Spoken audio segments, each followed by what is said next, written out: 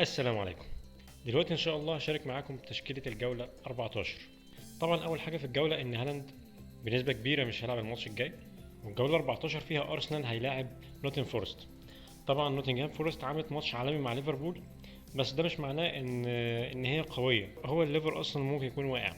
ارسنال دلوقتي الفريق بتاعها جامد، فانا اتوقع ان نوتنجهام فورست مش هيعمل ماتش كويس زي ما عمل قدام ليفربول.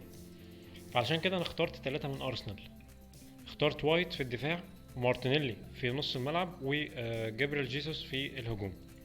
طب نبدأ بالتشكيلة كده. في الأول أنا معايا في حراسة المرمى من الولفز. طبعا الولفز اتغلب الماتش اللي فات، بس هو هيلعب المرة دي برينتفورد، وانا برضو مازلت براهن على وكيلمان في الدفاع من الولفز. فانا اخترت في حراسة المرمى، وكيلمان في الدفاع، ووايت طبعا من ارسنال، وفان دايك من ليفربول.